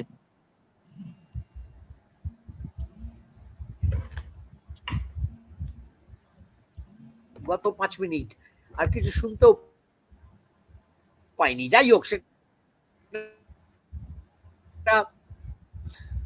পরে শুনে নিতে পারবো। কিন্তু ওটা কি শোনা গেছে প্রকাশ? হ্যাঁ স্যার, শোনা গেছে। মানে গত গেছিল নাকি সকলেরই গেছিল 5-7 মিনিট না না যেটা স্যার, হলো সেটা রেকর্ডিং শোনা হয়েছে গেছে। তো? হ্যাঁ হ্যাঁ হ্যাঁ, মানে আপনারই একটু ডিস্টার্ব হয়েছিল। আচ্ছা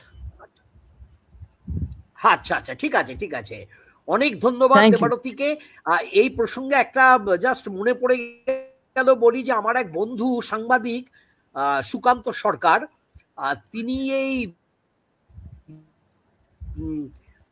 ওখানে সার্ভে করেছিলেন এবং এর উপরে লিখেছিলেন সুন্দর। ওই ফ্রন্টিয়ার পত্রিকায় বেরিয়েছিল, খুব সম্ভব 2022 সালে, অনেকগুলো তথ্য দিয়ে, এটা মনে পড়ে গেল।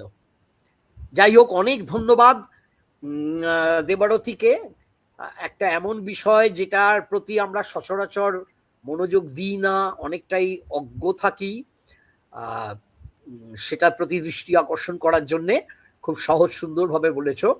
এটা ইউটিউবে দিয়ে দেওয়া হবে 2-3 দিনের মধ্যে, এবং তখন আমি আবার লিঙ্ক পাঠিয়ে দেবো, কেমন? হ্যাঁ, thank you ma'am, thank you sir. আজকের আলোচনা আমরা এখানেই শেষ করছি। শুভরাত্রি। অনেক ধন্যবাদ।